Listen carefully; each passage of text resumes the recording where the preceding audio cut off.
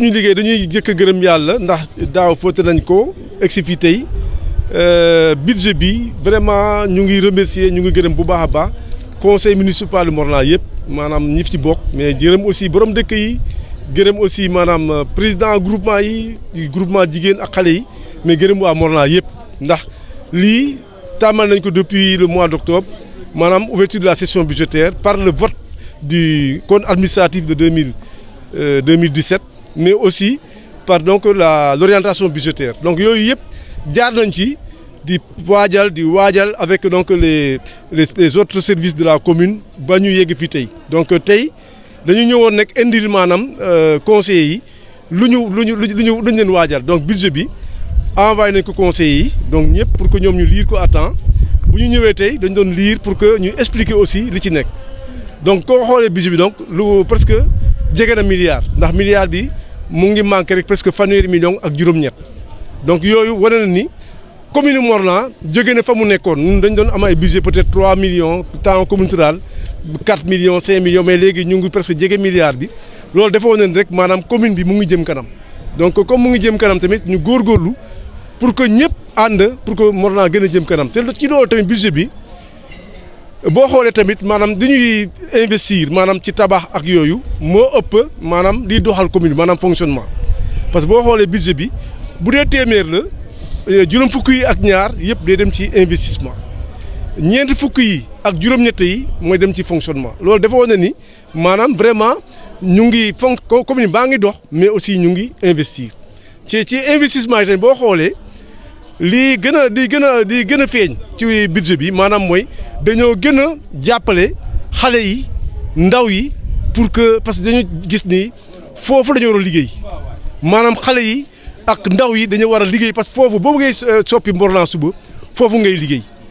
ndax ci budget bi di nga gis par exemple dañuy tabax ay salle de classe di nga gis dañuy tabax ay terrain basket fii Morlan am benn terrain basket moo fa am mu ngi ci lycée ba waaw Morlan xamuñu lii basket xamuñu volleyball xamuñu handball yooyu yëpp dañu war a fexe ba loolu am fii donc vraiment dañoo diversifier sport yi pour que xale yi vraiment suba ñooy nekk ëllëgu Morlan ñooy nekk ëllëgu Sénégal bi ci des maanaam mooy wax naa sànq ni dañuy tabax turbine boo xam ne dañuy dikkee téeméeri million ak juróom-benn fukk million ak juróom-benn yooyu yëpp boo xoolee maanaam loolu mooy budget bi essentiellement daal ñu jàpp ni xale yi ak ndaw yi foofu la ñu gën a donc def suñu xaalis pour que loolu dem kanam. wàllu école bi sax nga gën cee yaatu parce que amoon ngeen loo leen initié pour jàppale ñi bëgg a jàng te amuñu doole. waaw ci école bi parce que école bi moo sensible école yi boo xoolee rek école primaire bi foofu ñu ngi def ay renforcement CM1 CM2 peut-être waxuma ko peut-être nit ñi mais boo xoolee ñun en 2014 on était ñu ngi amoon ci certificat d'études 31% maanaam téeméer boo jël fanweer ak benn. mais dañoo karabaché maanaam ak ñëpp nag dañoo bokk liggéey tey ñu ngi ci juróom-benni fukk ak juróom-benn ñu ngi jógee 16e place sur 18 communes ci département bi tey ñu ngi ci 5e place loolu liggéey bu xam ni ñu ngi koy def te dañoo bëgg a nekk ci première place ci biir département Tivaouane te loolu fii ak 2020 am nañu yaakaar loolu dañu ko am beneen bi ci des maanaam mooy xale yi dañuy dem lycée ñëpp mënuñu réussir am na ñoo xam ne dañ leen dàq bu ñu leen dàqee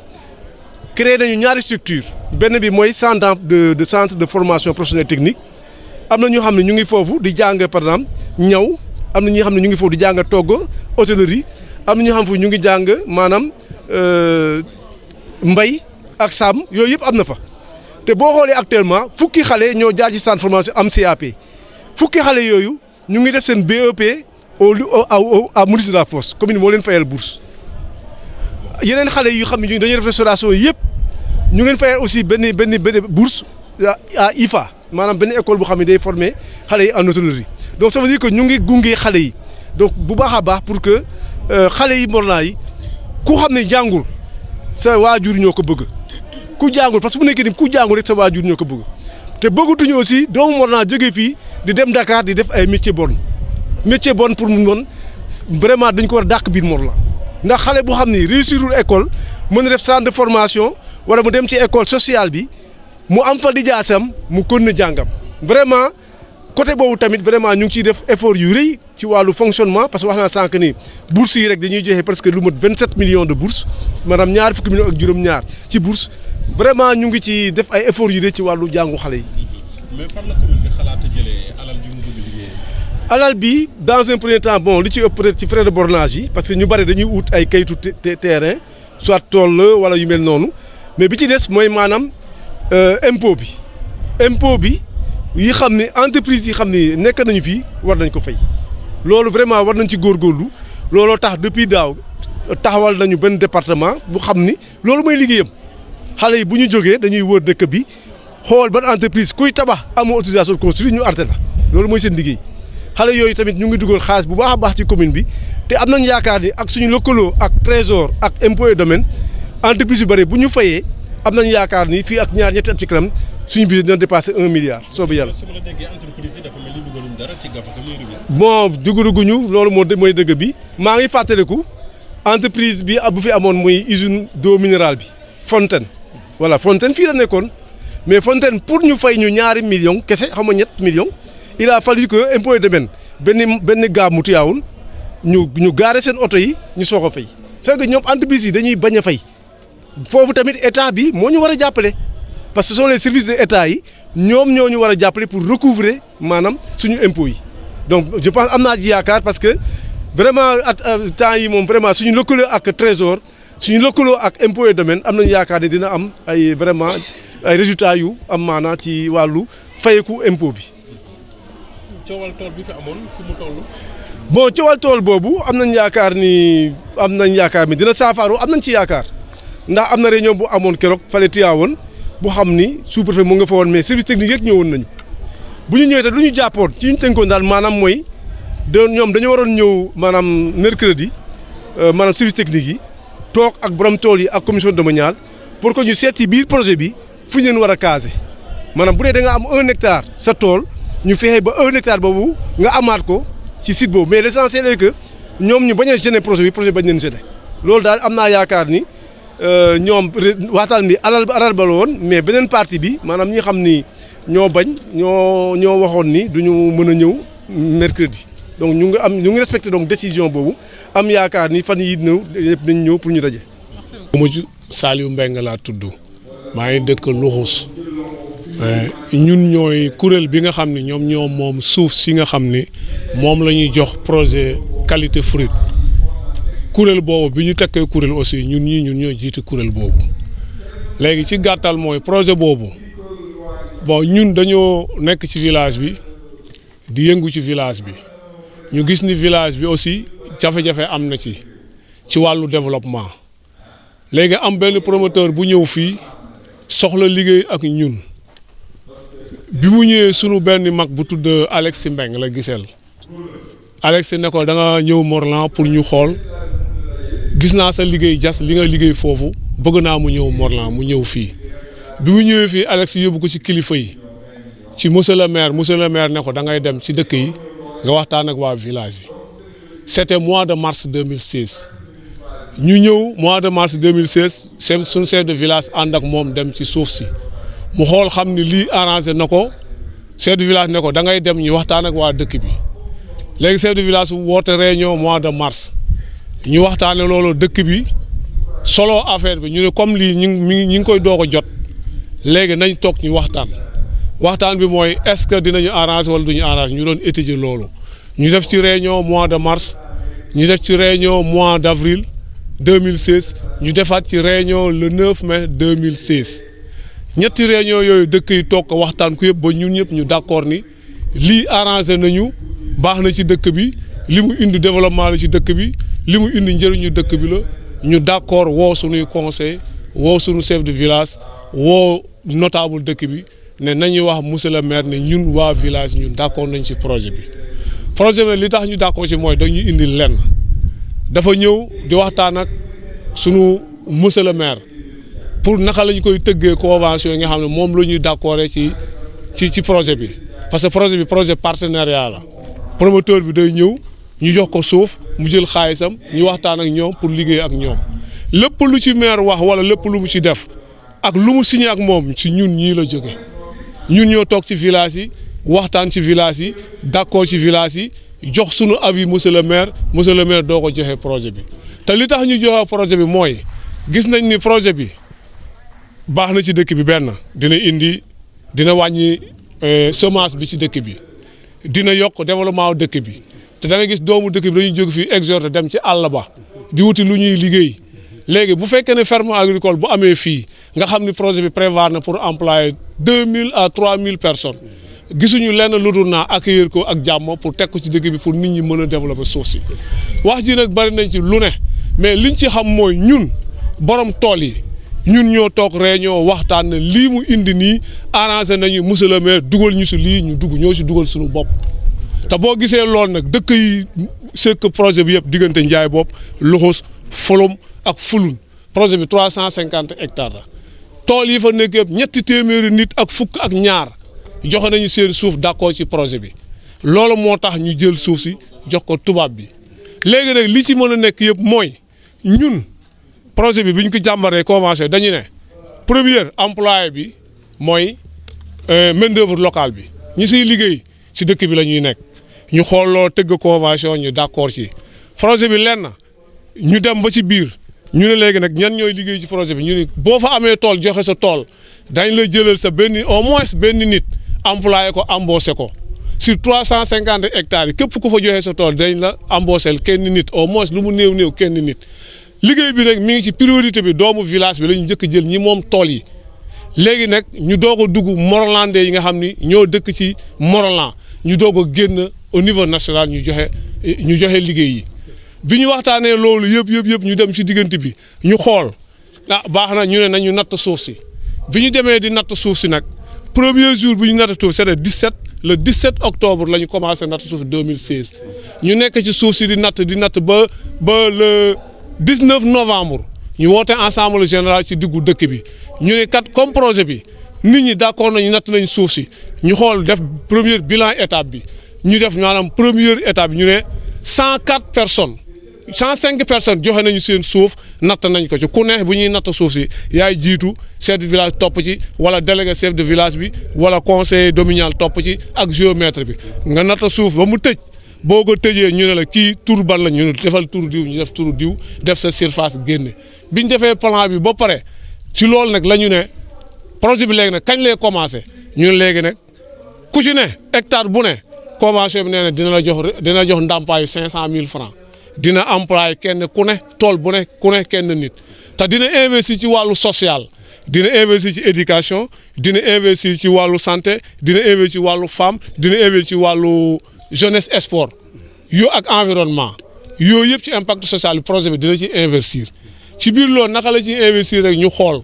ñu ne léegi nag bu ñu commencé liggéey bu ñu jëlee nit ñi ba ñu commencé liggéey ba pare bu projet bi commencé liggéey ba tubaab bi commencé jaay chaque at dina ameel dëkk bi 60 millions ci wàllu social 60 millions yooyu nag ñu génn ci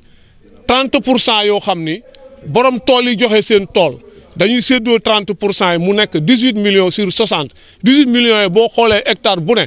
projet bi ameel na la 54 000 à l'hectare man bu ma amee 4 hectares projet bi ameel na ma 216 000 par at plus sama embauche yi nga xam ne ñeenti tool yi ma am dinaa ci embauché ku ne avantage yooyu moo tax ñu xool jël suuf si jox ko promoteur bi di ci liggéey ak moom muy démarche yi di dem ba le 2 mai bii passé la projet bi commencé officiellement actuellement nii projet baa ngi employé 65 personnes au niveau du Morolan 65 personnes commencé na matériel yi ñëw na ñu ngay liggéey pour si gàttal li ma la mën a wax daal projet bi ñun ñoo ci dugal suñu bopp ñun ñoo waxtaan ñun ñoo juboo ñun ñoo joxe suuf kenn wàññul suñu loxo kenn jaayul suñu suuf kenn nangul suñu suuf ñun 312 personnes ñoo joxe seen suuf pour construire projet bi. mais du borom suuf yëpp ñoo d'accord ci projet bi. waaw borom suuf am na ñoo xam ne nag dañoo bañ boobu nag dañoo nangu nañ seen opinion parce que boo leen wàññee ñoom 18 personnes la ñu ñoo bañ suuf si ñu ne nangu nañ seen opinion nag loolu nag xëy na du suñu domaine ñun li ñu bëgg mooy ñun ñi nga xam ne ñoo ëpp. bëgg a dëkk bi développé sunu doom yi avancé am liggéey mën a toog fii liggéey ñoo joxe suuf si nangu projet bi te may wax lenn di lancer appel aux autorités sunu projet bii dañ ci gis njëriñ Morolan amul groupement boo xam amul association bu fi nekk wala entreprise buy réunir 30 personnes te Qualité Fruit mi ngi réunir presque 65 personnes te dafa départ kese pour phase test projet boo xam daf la dig ay 2000 emplois ñun duñ ko tëkkal ak leneen ñoo ci dugal suñu bopp te ñuy wax autorité suñu projet nañ ko protéger nañ projet suñu projet moom la ñuy yaakaar moom la ñuy gis kenn naxuñu kenn woowuñu kenn sexalu suukar dañu gis njëriñ ñu dugg ci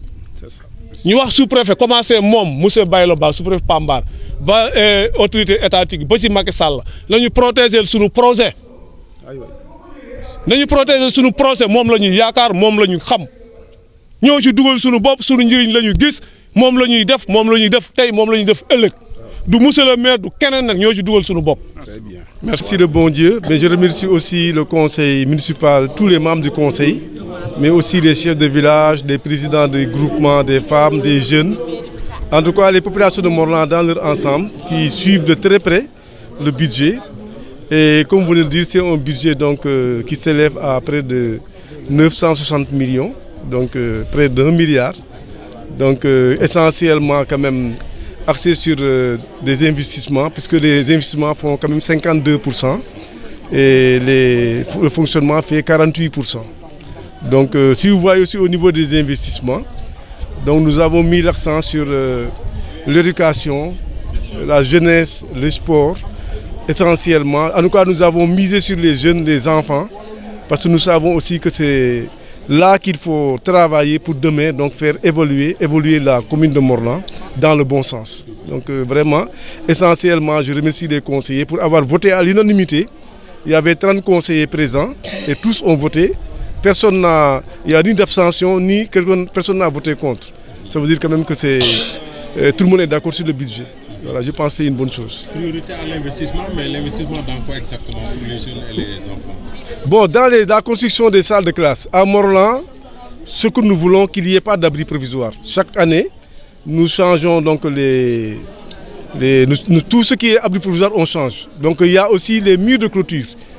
Toutes les écoles de Morlan doivent être sécurisées par des murs de clôture. Il y a aussi toutes les écoles, je pense qu'il y en a, mais il y a une école, il y a aussi des créations. Il y a la création d'une école primaire, mais il y a aussi la création d'une école sociale que la commune va... Parce qu'à Morlan, malheureusement, nous n'avons pas d'école privée secondaire. Donc c'est pourquoi nous sommes obligés d'accompagner tous ces élèves qui sont exclus du lycée.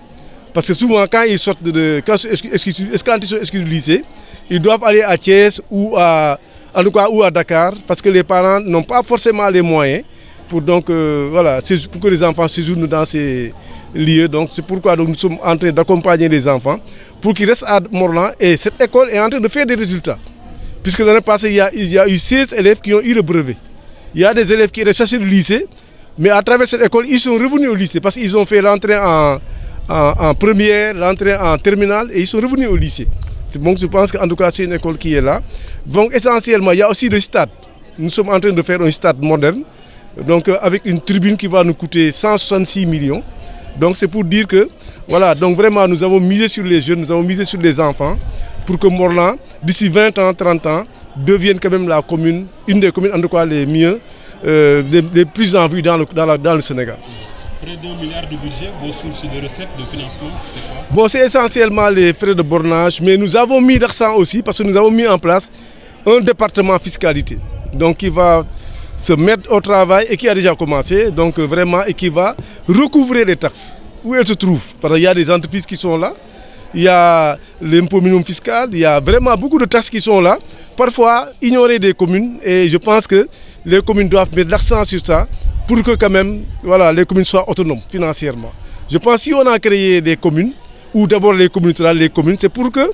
les gens se prennent en charge eux-mêmes. Je pense que ça, en tout cas, nous l'avons bien compris, nous avons bien compris l'acte 3 de la décentralisation et nous sommes en train de dérouler parce que nous voulons être vraiment parmi les meilleures communes du Sénégal. Et à vous entendre, on a l'impression que les entreprises implantées dans la zone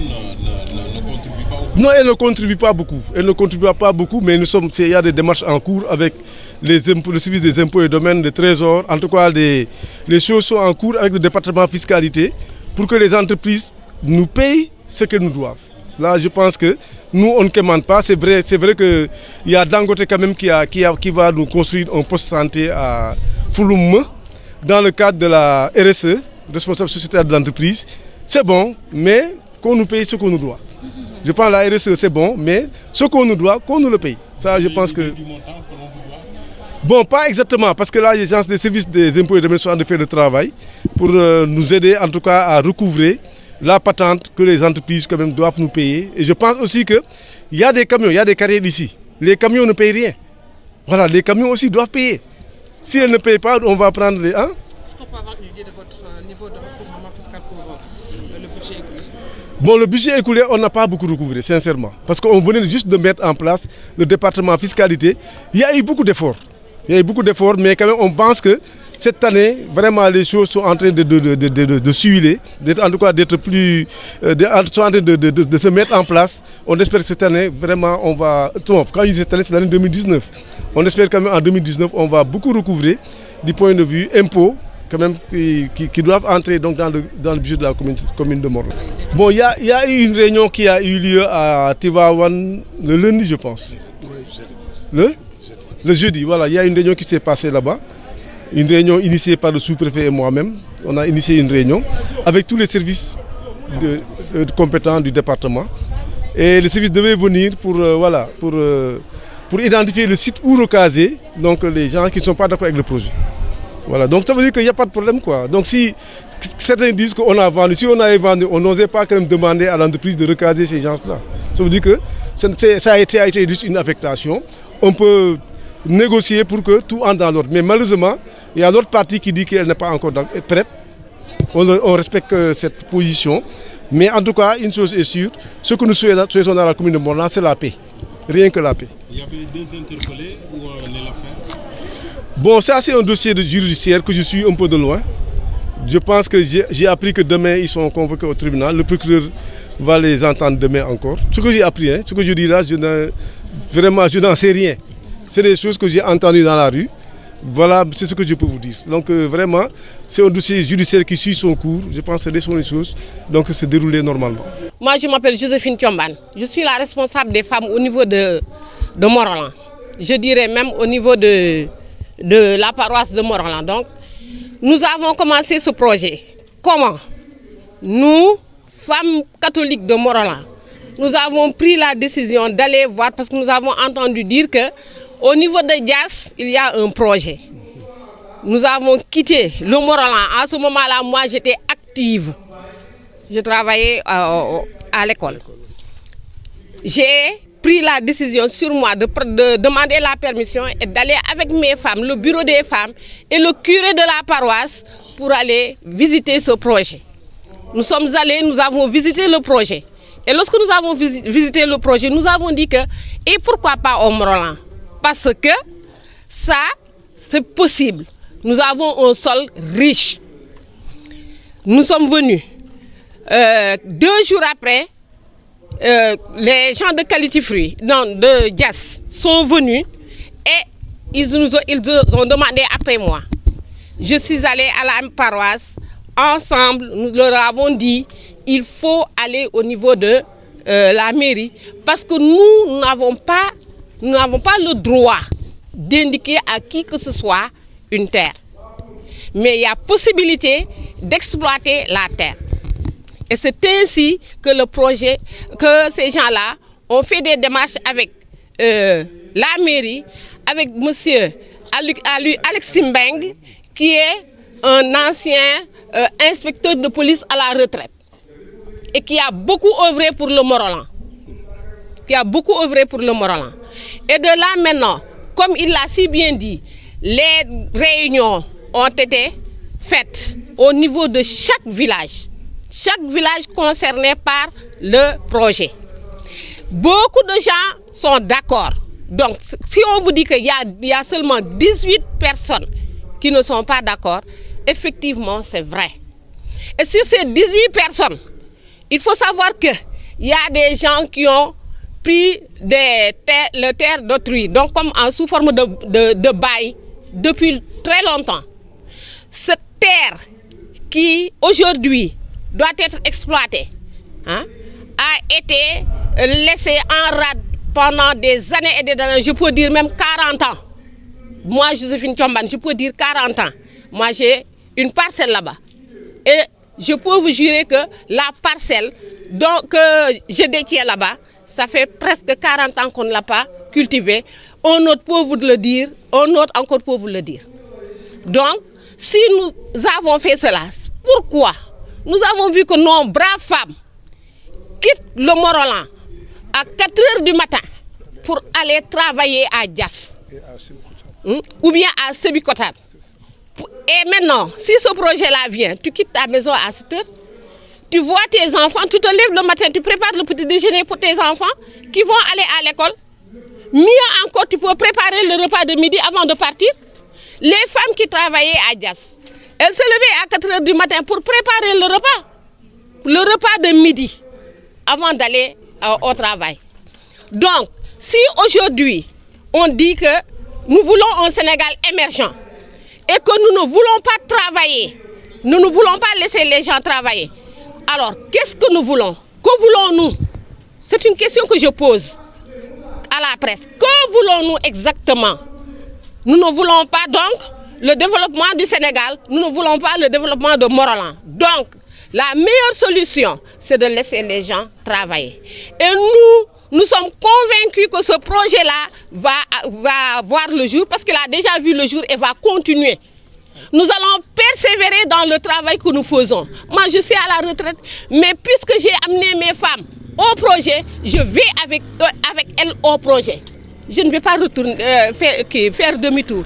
Je vais travailler avec ces femmes-là au projet. Voilà pourquoi nous avons voulu tenir ce point de presse pour informer la population, pour informer le Sénégal et pour démentir le camp des non. Voilà pourquoi.